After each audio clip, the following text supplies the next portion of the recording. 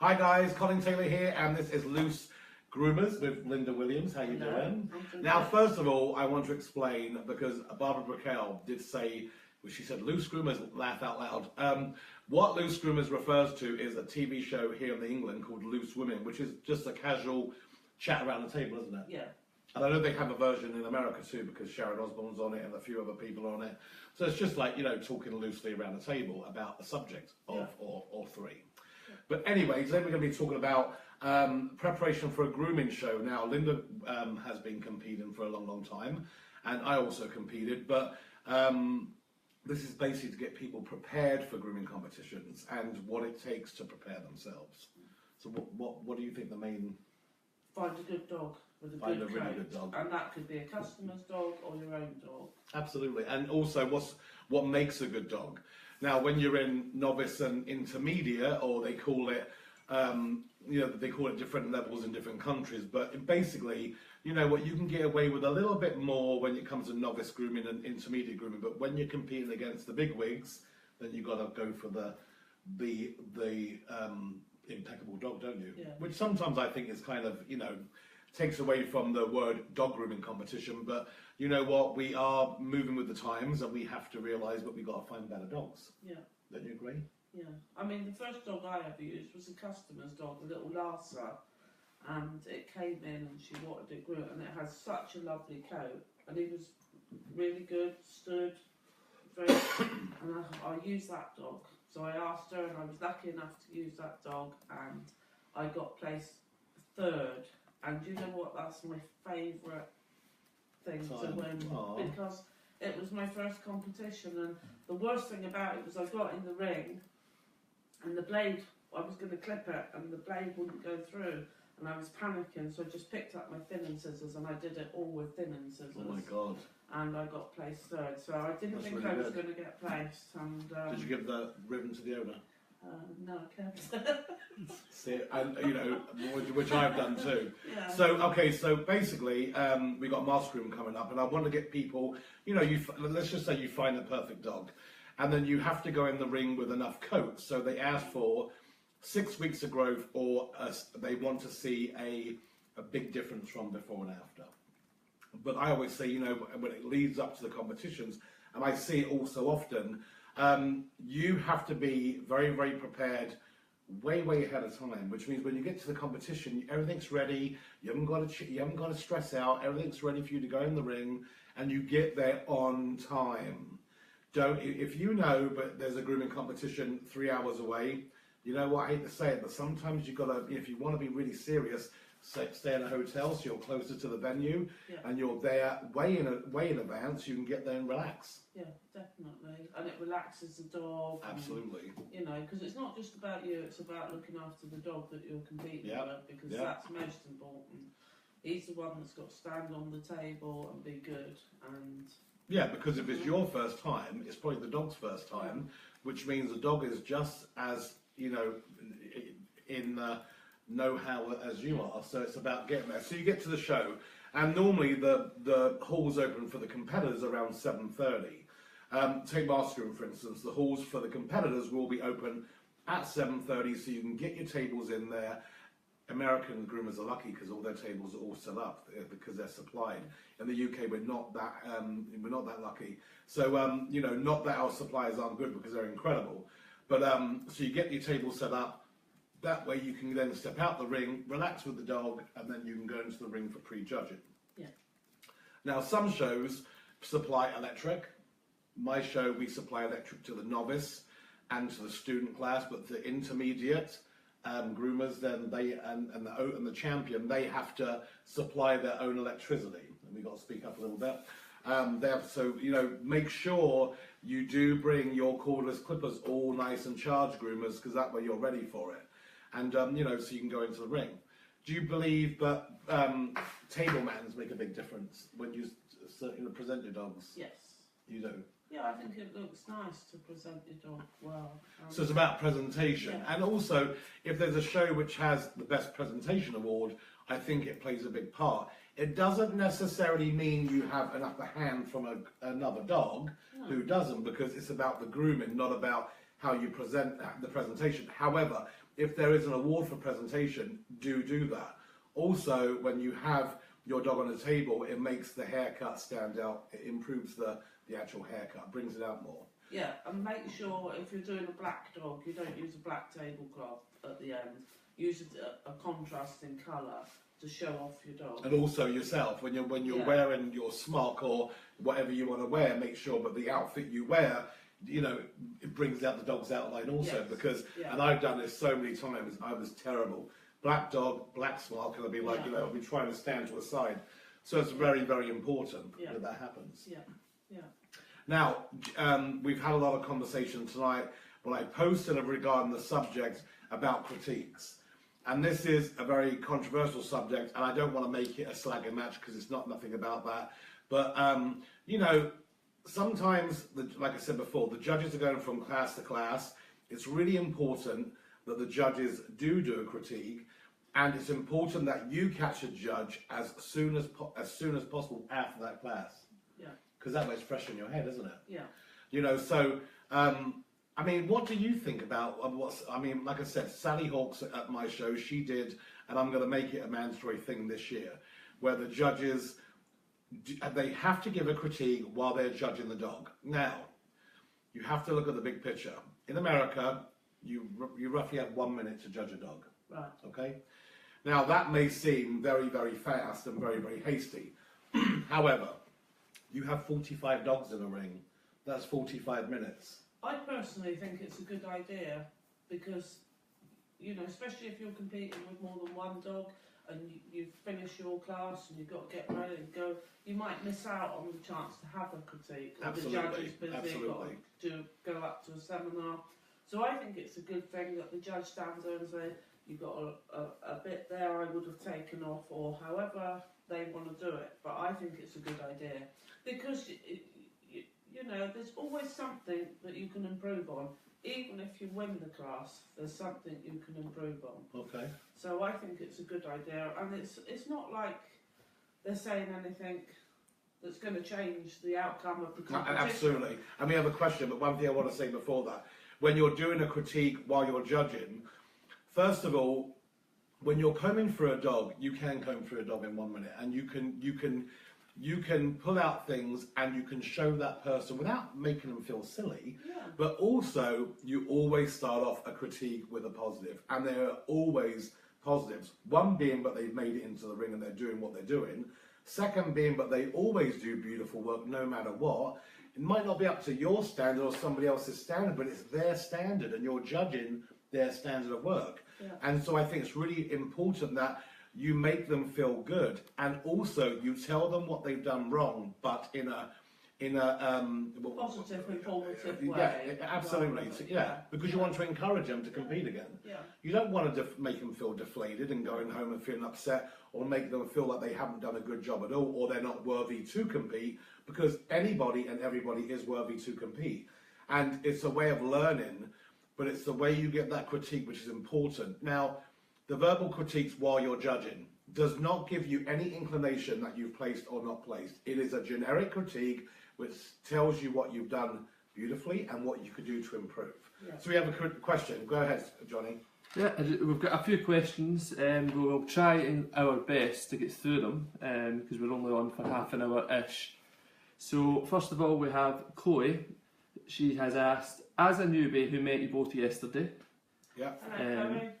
would you prefer to prep, bath, fluff, dry, etc. the night before or on the morning of the comp?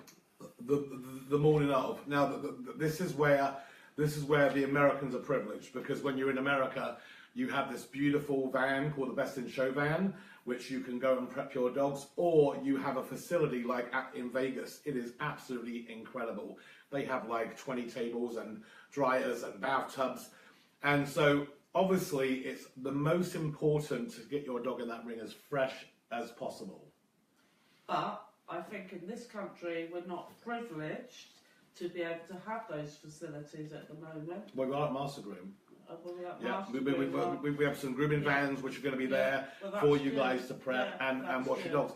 Now, I'm saying that you know, these people have come forward and they're supplying grooming vans. We do have an area in the hall adjacent to the atrium which has tables for drying, so you can dry your dogs, because we never know what weather's going to be like. This is England, for God's sake. It could be pissing down with rain, and you know what? We have to supply this kind of feature to make everybody happy. So to answer your question, yes, they should be preferably as fresh as possible, especially on breeds like Bedlingtons. Yeah. You wash and dry a Bedlington, you put it in a crate, it comes out 5 minutes later, you think, oh my God, it looks like crap. So very important. Another question? So Sophie has asked, most important thing to remember when you want to compete for the first time? What's the most important thing you want to remember? Or to remember, yeah. To remember. The most, Keep going. Offhand? It's everything you need. I mean, I start thinking about it, well, I used to because I don't compete anymore, but when I was competing, I made a list months before what I had to take. Kept that on like a checklist. And don't take too much. Yeah. Like if you're grooming a poodle, only take the tools you're going to groom that poodle with. Don't take your whole salon and cart it around on on one of them trolleys on wheels, because you're going to waste time looking for that piece of equipment that you really do need. And we can say this, keep calm. That's really easy to say, isn't it? But we're gonna, we also, die 1,000 deaths beforehand, and we get nervous. But I think that people can say, even from yesterday and from competitions, you're only nervous leading up to the show, the night before, when you get to the show, when you get in the ring, and for the first 5 minutes, and then you start to chill out. And only the biggest advice I can give is only be concerned what's going on your table, not nobody else's. Hope that answers it. Would you like another one? Yeah, absolutely, yeah. So we have Emma saying she has really bad panic attacks and anxiety, especially in busy areas and situations. Is this Emma Goodall? Yes. It's such an easy process. That's Vistaprint girl. She's Okay, anyway. I really want to start competing, but the thought of it even worries me. What would you recommend to help me give the courage to pursue this dream? What she did yesterday. She turned up yesterday and she went to a mock competition as to do some more of those if necessary. You know what, and she does suffer from major panic attacks, because I know her very well. But you know what, Emma, you did a beautiful job on that Cocker Spaniel yesterday, and that alone should give you the confidence and the boost to say, you know what, I can do this, I'm going to do it again. It's really, really important. And also, and I try and do this with my anxiety, I try and welcome the anxiety in and say, you know what, yes, this is anxiety, I'm going to deal with it, and I try and turn it into a positive if that's possible. Any other ones? I hope that answers your question. A couple of minutes. And but I mean, when it comes to, and I think once again we're coming back to the anxiety thing, and we're talking about groomers what do have anxiety.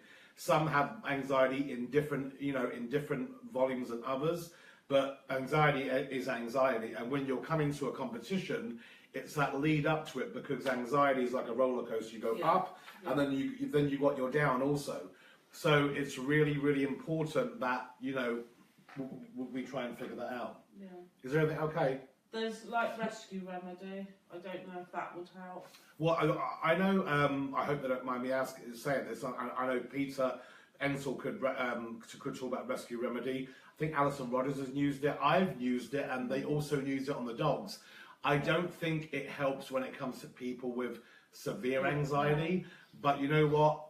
I think it's a matter of when you have the anxiety, it is really, really, I stress, get there with plenty of time. Just chill out. Don't drink coffee. Just chill out, relax. Maybe have some calming tea. Get the feel of the environment. Get the feel of the ring. Get the feel of your table. And also, be next to your dog. Make sure that dog is okay too. But you know what? There's no reason why you shouldn't, because you did beautiful yesterday. I think you certified with that dog, if I'm not wrong. And everybody's nervous. There isn't one person that's going to be in that ring that isn't going to be nervous. Absolutely. And even the judges, they have anxiety about, how they're going to come across judging your dog for you. So I think, it's, I don't know, go to your doctor and get pills? There No. are stuff you can Well, take to lower your anxiety. Well, and there I'm is. saying it because I've taken them. Well, there is, It's but you not know, a joke. yeah, I have taken them. But I think also, you know, what you got. I think you're right, but I think when it comes to, you know, when it comes to that, you really just have to look at it, and if you really enjoy competing, that's going to override that anxiety one day. And like you said, everybody's in that ring has anxiety. Some people more than others, and you just sort of, but please turn it into a positive and say, you know what, I'm going to beat this because I love what I'm doing, and the competing should be fun. And also, it's good to have some level of nervousness, adrenaline. Absolutely. I used to love. Although I was nervous, I loved that adrenaline feeling. I was ready for it and was on the ball. Absolutely. And it's a nice feeling. And also remember that your judge was exactly where you was at one point. I remember when I first started competing, my first contest was in Harlow with Angela Cayley and Lynn Forsyth as my judges back in 1985. And then I went to Chicago, was my first international competition at Jerry Schimberg's show. My judge was Val Penstone on an English Cocker Spaniel. And I was nervous, but you know what? It was great. It was great. Next question. So we have a question from Carol Miller. Uh-huh. Would it be practical to have a generic marking sheet for judges at comps? This could then be given to the competitor as a feedback. Yeah, absolutely. Now, I've worked in Holland, and it's been mandatory where you have to give the paragraph at the end, and that paperwork does go to the competitor. And you're absolutely right.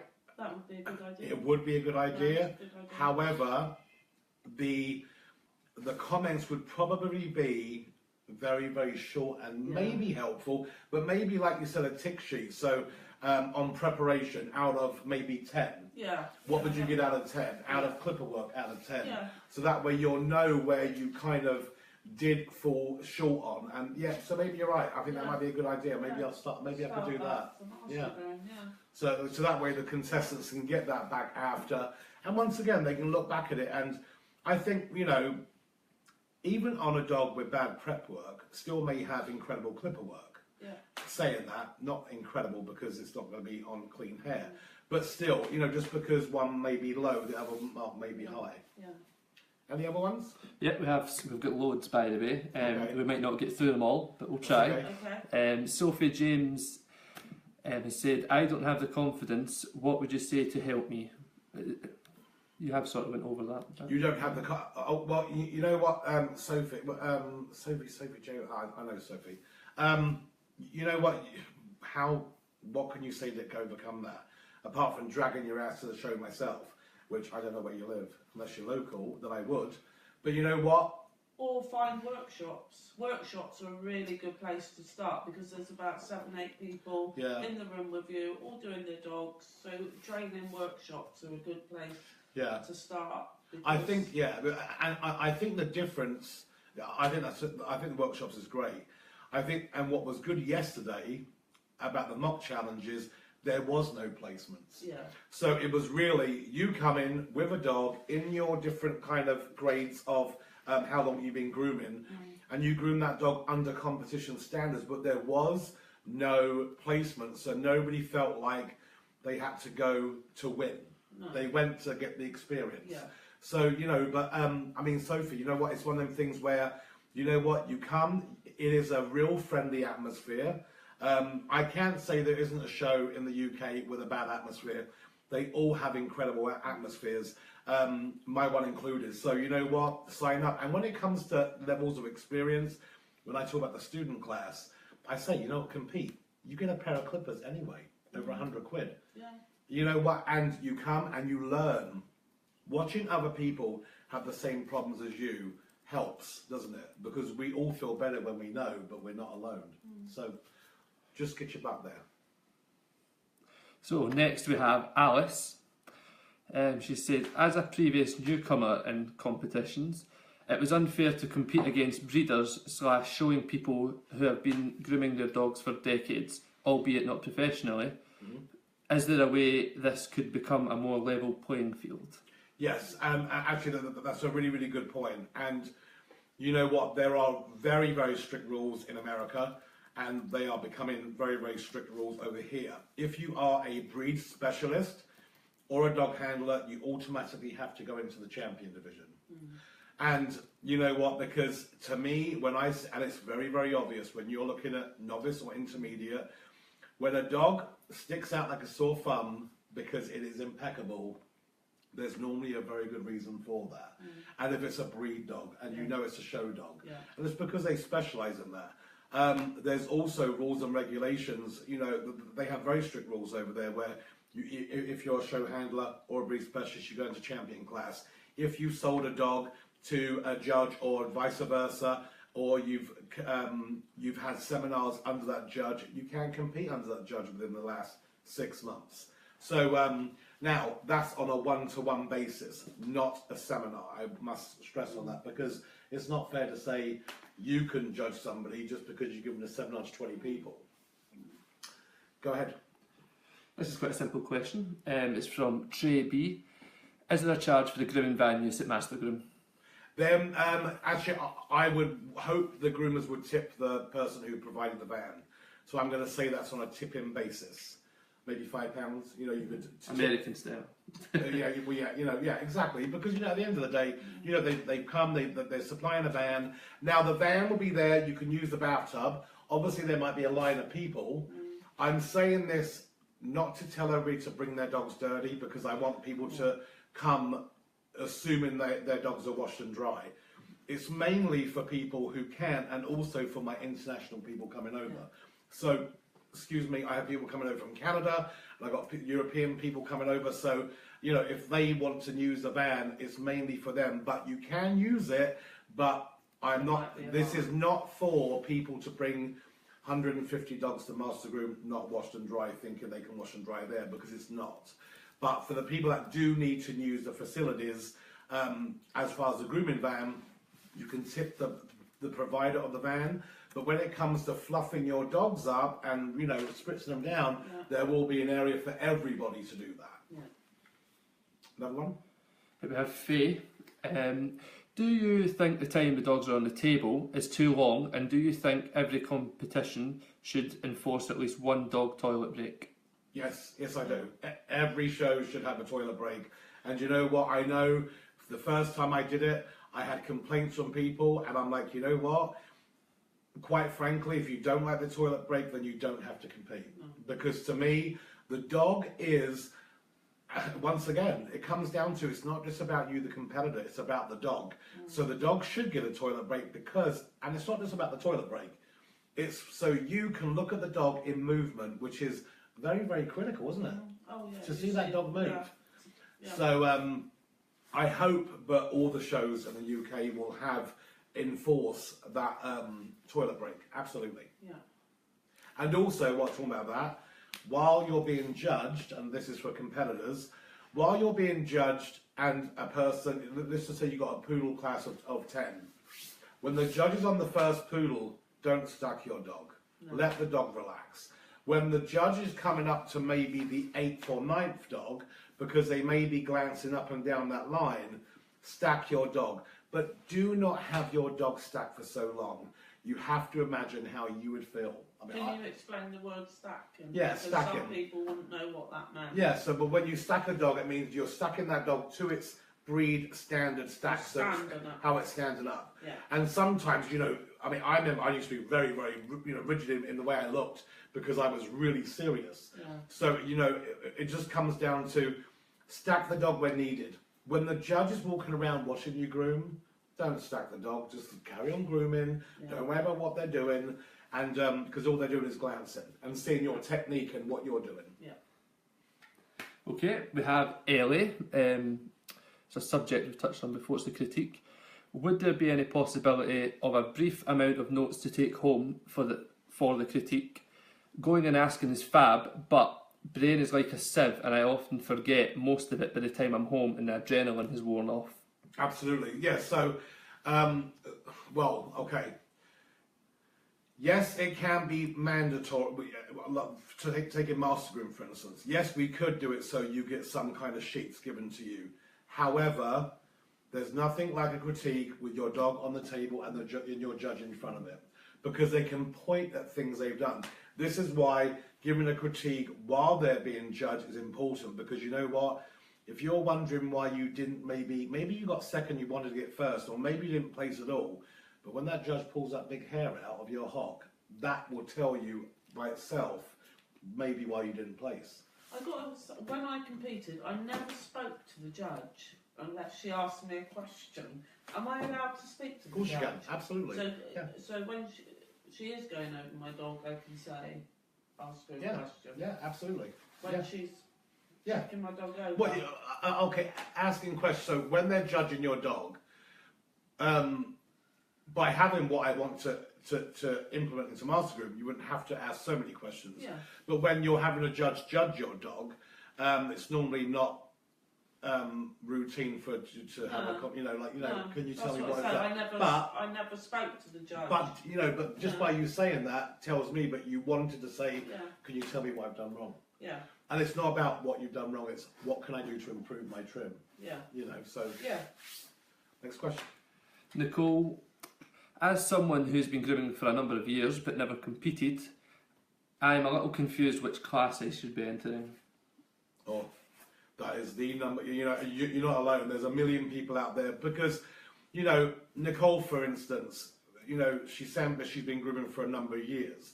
Yet, to competitions, she would be novice, but in reality, she wouldn't. So, Premier Groom has the debutante class, which is for groomers that have been grooming for a long, long time, which go into that class.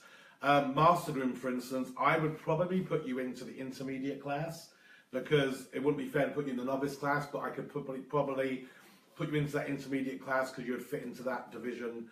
Obviously, depending on if you're a show person, if you're not, if you're a handler, how many years you've been grooming, and so on and so forth. But it wouldn't be fair to put you into a class where people have won best in shows and stuff like that. So I would say the intermediate class. But that's a very good question, and it is probably the number one question we get asked leading up to a show. Which class should I be? Yeah, we're going to have to sit and talk about classes. Yeah. We'll do that this week. We'll talk about what I'll do is we go through the classes from everything from student to the end, and we can tell you what should you be expected out of that class and so on and so forth. Yeah. Any more questions? Loads. There's a lot of people watching tonight. Must be the Crufts thing. Stephanie has asked what the best tip for a newbie competitor. The best tip for a newbie competitor. Well, first of all, have a good relationship with your dog. Find the perfect dog, as perfect as you can. If you have a very good dog that comes into your salon and you want to use that dog, probably give the dog free grooms and free washes. Because you want the dog to come into you as much as possible every week or every 2 weeks for a bath. If you're using a good shampoo every week, because it makes a big difference. You can overdo a dog when it comes to washing. But you know what? The best advice would be to always remember that you learn more by maybe not placing than what you do by placing. Yeah. I think, when people, and it happens so much in England, and I'm not putting down people in this country, but because we don't have the networking shows, but we do now, because we've got the Grooming show, which is 2 days, we got my show, which is 2 days, we got the Strictly Come Grooming, which is 2 days. With them shows being an overnight stay, you kind of network more. But when you have a one-day show, and I say this from the bottom of my heart, Premier Groom is an amazing show. Groom of the Year is an amazing show. The English Groomers Group has an amazing show. When you're going there just for the day, don't just go compete and go home. Go compete and stay and support the show. And you know what? That way you could probably get your feedback. That way you could watch and learn and understand more, maybe where you did go wrong without even getting feedback, even though you should get feedback. Go and talk to other competitors. Absolutely. And talk to people that they're usually more than happy to talk to you. And I mean, at the end of the day, I think it's important, but I see them. I'm like, why are you going home so early? Oh well, and then I get people saying to me, do you think I stand a chance for winning because I got first place for my dog, but I got a 2-hour drive? And I'm thinking, no, do stay, because you know what, you never know. And even if even if you don't get best in show, at least you're in best in show, and that can be a lot of fun sometimes. Another question. Sorry, guys, by the way, I've missed a few of them because they're so long I can't actually view them on the iPad. Okay. So next up is Samantha. Is it advisable to take a friend/fellow groomer with you, or would you be best going by yourself? No, always take somebody else with you. To help. Okay, first of all, and I'll go through this real quick. I'm going to bring up my show again because I'm promoting my show. It's the next show. When you have a friend, and my show's a weekend show, but now it's turned into a 3-day show, so you could stay there Friday night and Saturday night. That way you can share the petrol money to get there. You can share the hotel money at the Holiday Inn with the dog is £67 a night for a double. So that right there slashes down the price. You know what? You get to compete, you have fun, you have somebody with you all the time with support. And you know what? You get the gala dinner, you get to have some drinks together, dance together, have some fun. You know what? Make it a little getaway. Girls getaway or a guy's getaway, no matter what. You know, I mean, and it's nice, you know, to see the guys in the ring. Whenever we saw Dal in the ring yesterday, Dal Stubbs. What is that his name? Stubbs?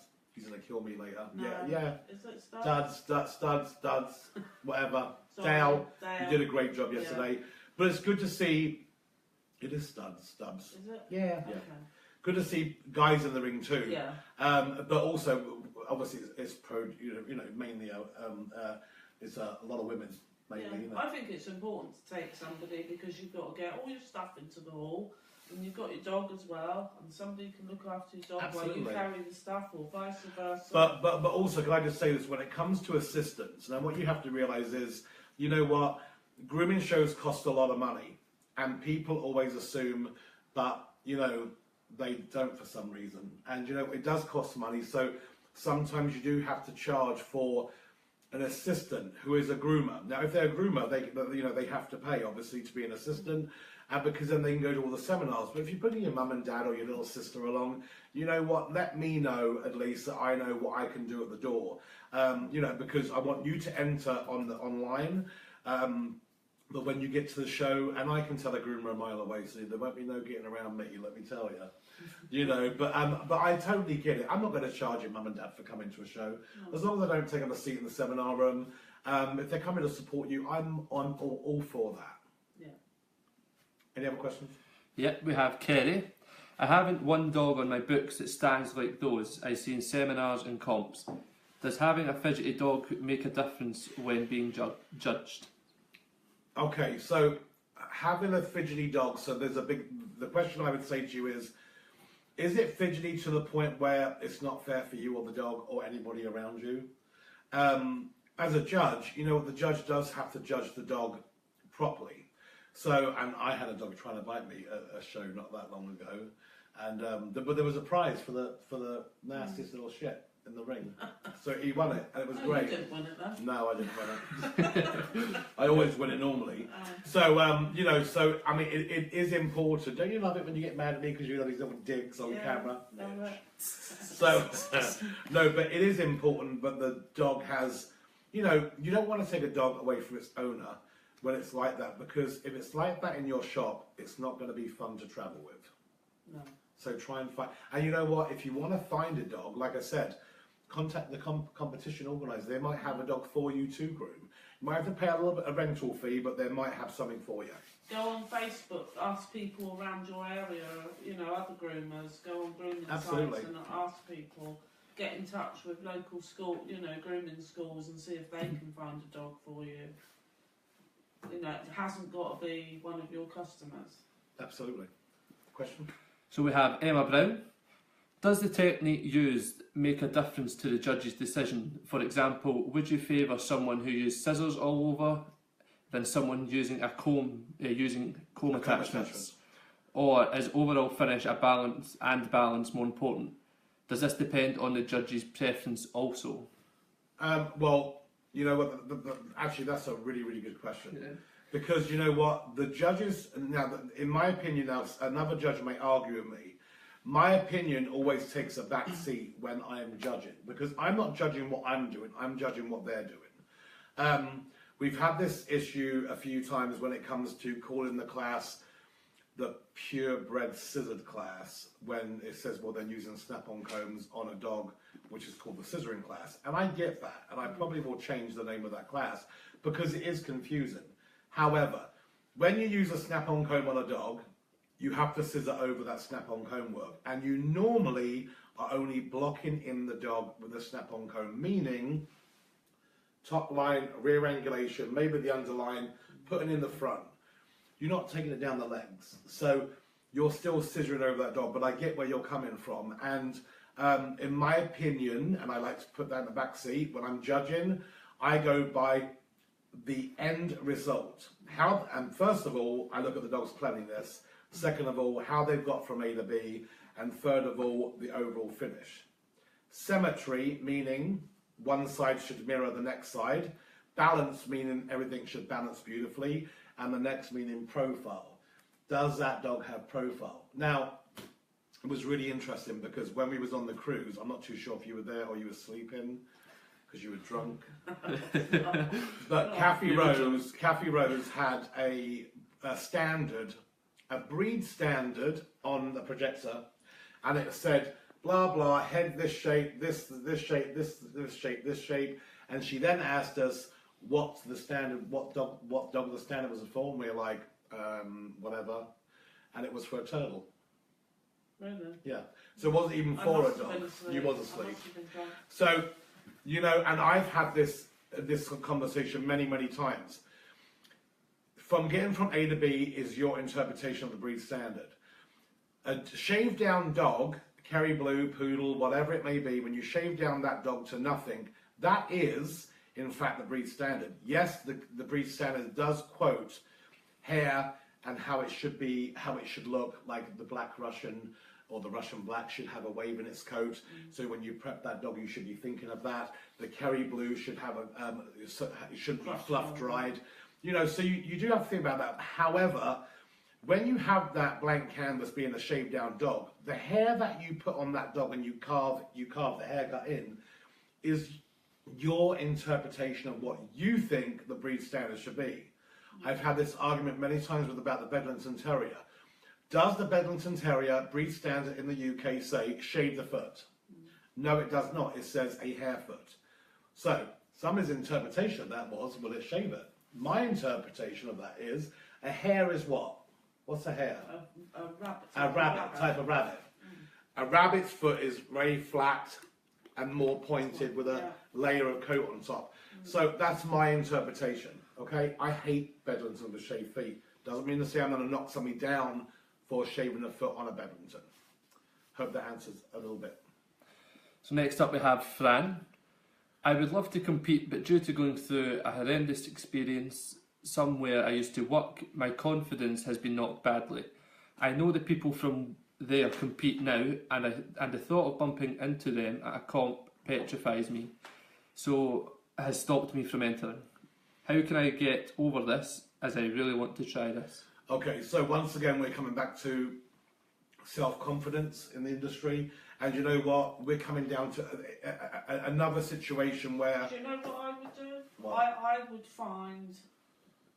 go to some of the top groomers in the country and get private lessons on whichever breed you want to do. If it's a Bichon, go to Alison Rogers. If it's Poodles, go to Joanne Angus. Look north, find somebody and pay that extra money and have that extra tuition, and that will boost your confidence, and you know you're going in there. But I think she also needs to have a group of people with her going to the show to give her that support.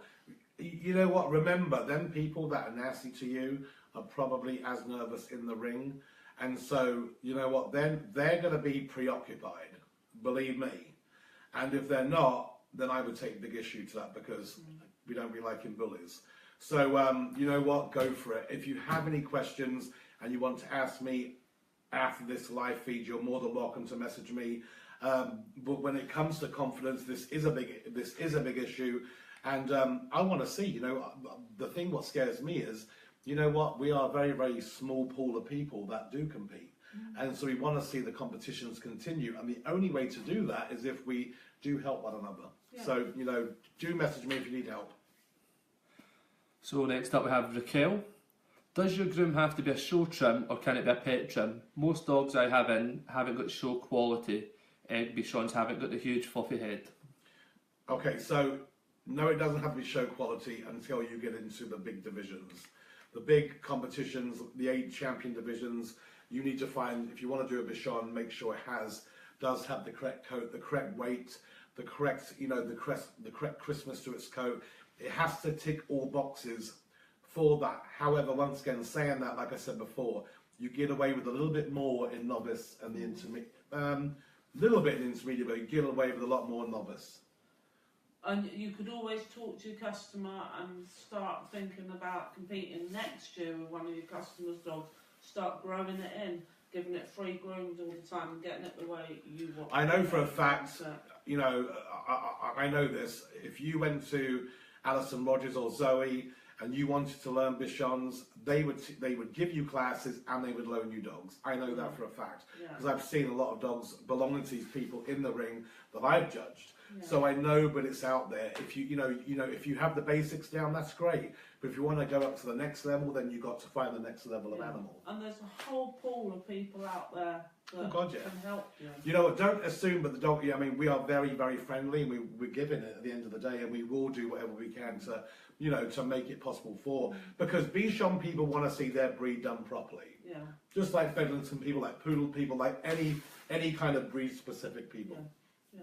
Okay. Next up we have Heidi. Oh God. Hello, Heidi's back. Heidi, hi! You should have phoned actually instead of commenting. Anyway, yeah, she's asked, and hopefully this makes sense, it's not because I'm Scottish either, okay? Oy. I think all comps should have a show class for current show exhibitors or show dogs. Can you do it, Colin? You know what, I really could add it to Sunday afternoon. And it would be something which I could talk to a sponsor about, because I would like to keep it totally separate and maybe have, this is what I would like to bring to the table. How about if all the shows have a show class and then every winner from the year, hang on, what am I trying to say? Okay, that's what I'm trying to say. So if we have 6 shows in the UK or 5 shows, then we have every single first place winner, or even first, second and third place winner, then go up and compete against each other at the end of the year. So it starts off at Master Groom, or the Grooming Show, it maybe ends at the Grooming Show or Master Groom. But I totally agree. I mean, I think, I talked about this before, where I wanted to have a show class for dogs like Golden Retrievers and Australian Shepherds and Afghans and Dobermans. I mean, my God, there's I know in America, maybe not so much here, a smooth-haired fox terrier. Lisa Leedy has, somebody won Best in Show with the smooth-haired fox terrier.